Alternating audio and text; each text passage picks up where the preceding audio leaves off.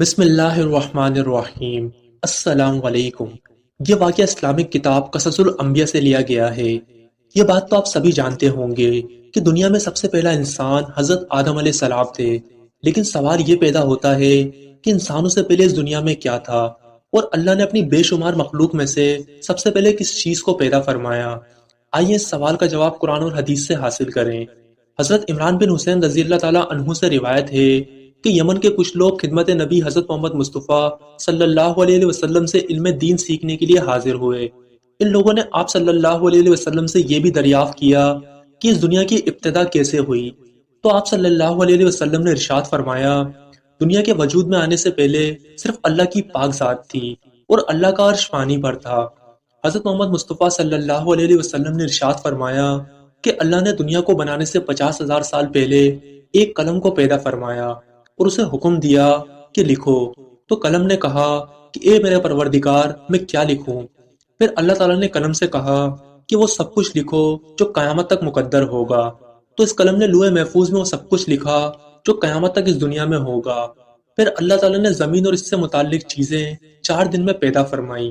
جب اللہ تعالیٰ نے زمین کو پیدا فرمایا تو یہ ہلنے لگی۔ اللہ تعالیٰ نے زمین کو روکنے کے لیے پہاڑ کو پیدا فرما کر زمین پر رکھا تو زمین کی حرکت بند ہو گئی۔ اگر اللہ تعالیٰ یہ انتظام نہ فرماتے تو زمین ہمیشہ ہلتی رہتی۔ اب ذرا آپ تصور کریں کہ اگر کسی جگہ زلزلہ آتا ہے تو اس وقت کیا حالت ہو جاتی ہے۔ موقع ملتے ہی لوگ جان بچانے کے لیے گھروں کو چھوڑ کر جنگلوں اور میدانوں کی طرف بھاگنے لگتے ہیں، اور اکثر تو ایسا ہوتا ہے کہ بھاگنے کا موقع ہی نہیں ملتا، لوگ سوتے سوتے ہی لقمہ اجر بن جاتے ہیں۔ پھر اللہ تعالیٰ نے آسمان کی طرف توجہ فرمائی۔ اس وقت سب ایک دھوئیں کی طرح تھا۔ پھر اللہ تعالیٰ نے حکم دیا کہ زمین اور آسمان دونوں حاضر ہو جاؤ، تو انہوں نے عرض کیا کہ ہم دونوں خوشی سے حاضر ہیں۔ پھر اللہ تعالیٰ نے 2 دن میں ان کو 7 آسمان بنا دیے، اور ہر ایک آسمان میں اس کے حساب سے اس میں مناسب حال حکم بھیج دیا، اور آسمانوں کو چراغوں یعنی ستاروں سے سجایا۔ پھر اللہ تعالیٰ نے ایک ستارہ سورج کو پیدا فرمایا جس کی شعاعیں زمین پر آئیں، پھر پانی بن کر آسمان سے بارش برسی جس کی بدولت زمین سے طرح طرح کی چیزیں پیدا ہوئیں۔ زمین و آسمان کے متعلق یہ سب کام اللہ تعالیٰ نے 6 دن میں مکمل فرمائے۔ یہ اس خدا کا مقرر کردہ نظام ہے جو کمال قوت اور کمال علم کا مالک ہے۔ اس دنیا میں انسانوں سے پہلے کئی سالوں تک جنات حکومت کرتے رہے۔ یہ سب جنات زمین پر پیدا ہونے والی چیزیں کھاتے اور آسمان پر آتے جاتے تھے، لیکن پھر جناتوں نے فساد مچایا اور ایک دوسرے کا خون بہانا اور قتل و غارت شروع کر دی۔ پھر اللہ تعالیٰ نے آسمانی فرشتوں کو حکم دیا کہ ان جناتوں کو زمین سے دور کرو تاکہ ان کی آلودگی سے زمین پاک ہو جائے۔ پھر آسمانی فرشتوں نے ان جنوں کو مار مار کر پہاڑوں، جنگلوں اور جزیروں میں پہنچا دیا۔ شیطان بھی انہی جناتوں میں سے ایک تھا، اس کا نام اسرائیل تھا۔ پھر یہ اللہ کے سامنے رونے لگا کہ میں اور میری اولاد ان فسادوں میں شامل نہیں تھی۔ پھر فرشتوں نے بھی اس کی سفارش کی تو اللہ نے اس کو مارنے اور نکالنے سے محفوظ رکھا۔ پھر اسرائیل نے اور زیادہ اللہ کی عبادت کرنا شروع کر دی، یہاں تک کہ جب آسمان کی طرف سے دنیا کے فرشتوں کے لیے کوئی حکم آتا تو یہ شیطان اسرائیل فرشتوں سے بھی پہلے اس کام کو پہنچتا اور فرشتوں کے ساتھ اس کام کو سر انجام دیتا۔ پھر آسمانوں میں اس کی قدر اور زیادہ بڑھ گئی، لیکن جب شیطان کو پتا چلا کہ اللہ ایک مخلوق انسان کو پیدا کرنے والا ہے جسے اللہ دنیا کی خلافت دے گا، تو شیطان کے دل میں حسد پیدا ہو گئی۔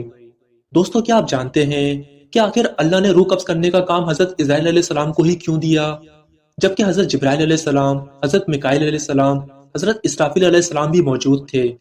اللہ رب العزت نے جب حضرت آدم علیہ السلام کو پیدا کرنا چاہا تو حضرت جبرائیل علیہ السلام کو فرمایا کہ زمین پر جاؤ اور ہر رنگ کی مٹی اٹھا کر لاؤ، میں اس مٹی سے ایک مخلوق پیدا کرتا ہوں۔ جب حضرت جبرائیل علیہ السلام زمین کے پاس گئے اور چاہا کہ میں ایک مشت خاک اٹھا لوں تو زمین نے پوچھا کہ اے جبرائیل، کس لیے تو اتنی مٹی اٹھاتا ہے؟ حضرت جبرائیل علیہ السلام نے جواب دیا کہ اللہ اس سے ایک مخلوق پیدا کریں گے جو زمین پر رہے گی، اور اس مخلوق میں نیک اور گناہگار بھی ہوں گے۔ زمین نے جب یہ سنا تو رونے دھونے لگی اور عرض کرنے لگی، میں تجھ سے اللہ کی عزت کی پناہ چاہتی ہوں کہ تم مجھ سے مٹی نہ اٹھا، کیونکہ کچھ لوگ نافرمانی کی وجہ سے جہنم میں ڈالے جائیں گے۔ حضرت جبرائیل علیہ السلام زمین کی فریاد سن کر واپس چلے گئے اور اللہ سے عرض کیا کہ زمین تیری عزت کی پناہ چاہتی ہے، میں تیرے نام کی عزت سے مٹی نہ اٹھا سکا۔ پھر اللہ تعالیٰ نے مٹی اٹھانے کے لیے حضرت میکائیل علیہ السلام کو بھیجا، وہ بھی خالی ہاتھ واپس آ گئے۔ پھر پروردگار عالم نے حضرت اسرافیل علیہ السلام کو بھیجا، وہ بھی مٹی کی فریاد سن کر خالی ہاتھ واپس آ گئے۔ پھر اللہ تعالیٰ نے حضرت اسرائیل علیہ السلام کو بھیجا، تو حضرت اسرائیل علیہ السلام نے مٹی کا رونا دھونا، منت وزاری سنی اور فرمایا کہ میں اللہ کے حکم کو تیرے رونے دھونے پر نہیں چھوڑ سکتا، کسی بھی حال میں مجھے اللہ کے حکم کو پورا کرنا ہے، میں اللہ کا فرما بردار ہوں۔ پھر حضرت اسرائیل علیہ السلام مٹی لے کر واپس آ گئے۔ اسی وجہ سے اللہ نے روح قبض کرنے کا کام بھی حضرت اسرائیل علیہ السلام کو دے دیا، کیونکہ یہ اللہ کے حکم کے آگے کسی پر ترس نہیں کھائیں گے۔ پھر اللہ تعالیٰ نے حکم دیا کہ اس مٹی کو جہاں پر اب کعبہ مکرمہ ہے وہاں پر رکھو۔ پھر اس پر بارش برسائی گئی، 39 دن غم کی بارش اور ایک دن خوشی کی بارش برسائی گئی۔ اس لیے انسان زیادہ فکر و پریشانیوں میں مبتلا رہتا ہے اور اس کی زندگی میں خوشی کافی کم ہوتی ہے۔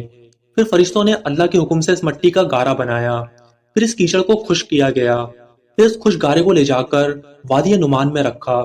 پھر اللہ تعالیٰ نے اپنی دست قدرت سے اس گارے سے حضرت آدم علیہ السلام کا خوبصورت قالب بنایا۔ فرشتے اس قالب کو دیکھ کر حیران ہو گئے اور اس کے ارد گرد گھومتے رہتے۔ ابلیس بھی اس قالب کو دیکھنے آیا اور تعجب سے کہا کہ یہ جسم تو اندر سے خالی ہے اور جگہ جگہ خلل ہے، اگر اسے پورا بھی کر دیا تو یہ چلنے پھرنے میں کافی سست ہوگا اور اس سے کوئی کام نہ ہوگا۔ مگر جب ابلیس نے سینہ بائیں طرف سے دیکھا تو کہنے لگا یہ تو ہجرہ دل ہے، میں نہیں جانتا کہ اس میں کیا چیز پوشیدہ ہے، اور کہنے لگا شاید یہ وہی چیز ہو جس کے سبب یہ خلافت کا استحقاق حاصل کریں۔ بعض روایت میں ہے کہ حضرت آدم علیہ السلام کا وہ قالب 40 سال تک وہیں وادی نعمان میں بے جان پڑا رہا۔ پھر جب اللہ تعالیٰ نے حضرت آدم علیہ السلام کو زندہ کرنا چاہا تو روح کو حکم دیا کہ اس قالب میں داخل ہو جاؤ۔ پھر اللہ کے حکم سے جب روح سر کی طرف سے داخل ہوئی تو جہاں جہاں تک روح پہنچتی گئی تو وہ مٹی کا بدن گوشت اور ہڈی میں بدلتا چلا گیا۔ جب روح سینے تک پہنچی تو حضرت آدم علیہ السلام نے اٹھنے کا ارادہ کیا تو وہیں زمین پر گر گئے۔ اللہ تعالیٰ نے فرمایا انسان ہمیشہ جلد باز رہے گا۔ پھر اس حالت میں حضرت آدم علیہ السلام کو چھینک آئی تو الہام الہی سے حضرت آدم علیہ السلام نے کہا شکر الحمدللہ، یعنی سب تعریفیں اللہ تعالیٰ کے لیے ہے۔ اس کے جواب میں اللہ تعالیٰ نے فرمایا یرحمک اللہ، یعنی تجھ پر اللہ رحم کریں۔ اس کے بعد اللہ کے حکم سے ایک فرشتہ بیشت سے ایک جوڑا کپڑے کا لے کر آیا اور حضرت آدم علیہ السلام کو وہ جوڑا پہنایا اور عزت کے تخت پر بٹھایا۔ وہ دن جمعے کا تھا۔ پھر اللہ تعالیٰ نے حضرت آدم علیہ السلام سے فرمایا کہ فرشتوں کے پاس جاؤ اور انہیں السلام علیکم کہو، پھر دیکھو وہ کیا جواب دیتے ہیں۔ پھر حضرت آدم علیہ السلام فرشتوں کے پاس گئے اور کہا السلام علیکم۔ فرشتوں نے جواب میں کہا وعلیکم السلام ورحمۃ اللہ وبرکاتہ۔ اللہ کا حکم ہوا یہی کلمات ہم نے تیری اولاد کے لیے مقرر کیے ہیں۔ پھر حضرت آدم علیہ السلام نے اللہ سے فرمایا میری ذریت کیا ہے؟ تو فرمایا تیری ذریت میرے دونوں ہاتھوں میں ہے۔ پھر اللہ تعالیٰ نے اپنا بایاں دست قدرت حضرت آدم علیہ السلام کی پشت پر پھیرا تو ان کی پشت سے جو نیک لوگ پیدا ہونے والے تھے وہ نکل آئے۔ اللہ نے فرمایا ان لوگوں کو میں نے جنت کے لیے پیدا کیا ہے، یہ دنیا میں جا کر جنت میں جانے والے ہی کام کریں گے۔ پھر اللہ نے اپنا دایاں دست قدرت حضرت آدم علیہ السلام کی پشت پر پھیرا تو جتنے بھی گناہگار بدکار لوگ ان کی نسل سے پیدا ہونے والے تھے سب نکل آئے۔ پھر فرمایا ان کو میں نے دوزخ کے لیے پیدا کیا ہے، کہ دنیا میں جا کر دوزخ میں جانے والے ہی کام کریں گے۔ حضرت محمد صلی اللہ علیہ وسلم نے ارشاد فرمایا کہ جب روحیں حضرت آدم علیہ السلام کی طرف سے باہر آ گئیں تو ہر ایک انسان کے ماتھے پر ایک روشنی چمک رہی تھی۔ تو حضرت آدم علیہ السلام نے دریافت کیا کہ اے میرے رب یہ کون ہے؟ تو اللہ نے فرمایا یہ تیری اولاد ہے۔ ان میں ایک شخص کے چہرے پر بہت زیادہ روشنی چمک رہی تھی۔ حضرت آدم علیہ السلام نے دریافت کیا یہ کون ہے؟ تو اللہ نے فرمایا داؤد ہے۔ تو حضرت آدم علیہ السلام نے فرمایا ان کی عمر کتنی ہے؟ تو فرمایا 60 سال۔ تو حضرت آدم علیہ السلام نے کہا اے میرے رب میں اپنی عمر سے 40 سال ان کو دیتا ہوں۔ پھر اللہ تعالیٰ نے سب نیک اور گناہگار روحوں کو وادی نعمان میں عہد کے لیے جمع کیا۔ ارشاد فرمایا کہ بتاؤ کیا میں تمہارا رب نہیں ہوں؟ سب روحیں کہنے لگی کیوں نہیں، تو ہی ہمارا رب ہے، جیسا کہ قرآن کریم میں بھی ارشاد ہے۔ پھر حضرت آدم علیہ السلام کو تمام کائنات سے روشناس کرایا گیا، کیونکہ جب تک ان کو تمام اشیاء کا اور ان کے خواص کا علم نہیں دیا جاتا تو وہ زمین کی خلافت کا فریضہ ادا نہیں کر سکتے تھے۔ پھر اللہ تعالیٰ نے حضرت آدم علیہ السلام کو تمام اشیاء کی تعلیم دی، یہاں تک کہ پیالہ اور پیالی کا فرق اور نام تک بتایا۔ پھر اللہ تعالیٰ نے فرشتوں کو بلایا اور وہ ساری چیزیں فرشتوں کے سامنے رکھ دی اور فرمایا اگر تم سچے ہو تو ان چیزوں کے نام بتاؤ۔ فرشتوں نے کہا کہ آپ کی ذات پاک ہے، ہمیں معلوم نہیں کہ یہ کیا چیز ہے۔ دراصل وہ اس خدمات کے اہل نہیں تھے اور نہ وہ بشری ضروریات سے واقف تھے اور نہ ان کو اس طرح کی چیزیں بتائی گئی تھیں۔ پھر اس کے بعد اللہ نے حضرت آدم علیہ السلام کو مخاطب کر کے کہا کہ تم ان چیزوں کے نام بتاؤ۔ حضرت آدم علیہ السلام نے تمام چیزوں کے نام وہ خاص بتانا شروع کر دیے۔ دراصل فرشتوں اور جناتوں میں تو اس چیز کی قابلیت ہی نہیں تھی، لہٰذا انسان ہی اس چیز کا اہل تھا اور اسی کو ہر چیز کا علم دیا گیا۔ بہرحال جب حضرت آدم علیہ السلام نے تمام چیزوں کے نام بتا دیے تو اللہ تعالیٰ نے حجت قائم کرتے ہوئے فرمایا کہ میں نے تمہیں نہیں کہا تھا کہ میں بلا شبہ آسمان اور زمین کے تمام پوشیدہ چیزوں کو جانتا ہوں، اور جو تم ظاہر کرتے ہو اور جو تم پوشیدہ رکھتے ہو سب مجھے معلوم ہے۔ پھر اللہ تعالیٰ نے تمام فرشتوں کو حکم دیا کہ وہ حضرت آدم علیہ السلام کو سجدہ کریں۔ سب فرشتوں نے سجدہ کیا سوائے ابلیس شیطان کے، اور شیطان تکبر کرنے لگا۔ فرشتوں میں سب سے پہلا سجدہ حضرت اسرافیل علیہ السلام نے کیا۔ اب ابلیس کا تکبر اور غرور ظاہر ہو گیا۔ اللہ تعالیٰ نے فرمایا، اے ابلیس، تو نے سجدہ کیوں نہیں کیا جبکہ میں نے حکم دیا تھا؟ شیطان نے تکبر میں آ کر کہا، میں اس سے بہتر ہوں، تو نے مجھے آگ سے پیدا کیا ہے اور اسے مٹی سے پیدا کیا ہے، میں اس کو سجدہ کیوں کروں جبکہ میں اس سے بڑی عمر والا بھی ہوں، اس سے زیادہ طاقتور بھی ہوں، اور آگ مٹی سے زیادہ کبھی ہوتی ہے۔ اللہ تعالیٰ نے فرمایا، نکل جا اس جگہ سے، بے شک تو یہاں سے نکالا گیا ہے اور نالت ہے تجھ پر قیامت تک۔ شیطان نے کہا، اے اس کائنات کے مالک، مجھے مہلت دے اس دن تک جب مردوں کو دوبارہ زندہ کیا جائے گا۔ یہ شیطان کی ایک چال تھی تاکہ موت سے بچا رہے، موت کی تکلیف اسے نہ ہو۔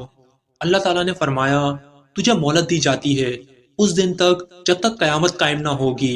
جب اللہ تعالیٰ نے شیطان کو ڈھیل دے دی تو شیطان نے اپنے دل کے حسد کا کھل کر اظہار کیا اور کہنے لگا، مجھے قسم ہے تیری عزت کی، میں تیرے ساروں بندوں کو گمراہ کروں گا۔ پروردگار عالم نے فرمایا، میری بھی بات سچی ہے، بھر دوں گا میں دوزخ کو تجھ سے اور تیرے بندوں سے، اور میرا جو بندہ گناہ کر کے مجھ سے توبہ کرے گا تو میں اس کے سارے گناہوں کو معاف کر دوں گا، بے شک میں یہ کر سکتا ہوں۔ پھر اللہ تعالیٰ نے شیطان کو وہاں سے نکال دیا۔ اس سے آگے کا واقعہ انشاءاللہ اپنی نیکسٹ ویڈیو میں بیان کریں گے، ورنہ یہ ویڈیو کافی لمبی ہو جائے گی۔ اسلامک فیملی میں جڑنے کے لیے چینل کو سبسکرائب لازمی کر لینا، اور ویڈیو کو لائک اور اپنوں کے ساتھ شیئر کرنا مت بھولنا۔ ملتے ہیں اپنی نیکسٹ ویڈیو میں، مجھے دیں اجازت، اللہ حافظ۔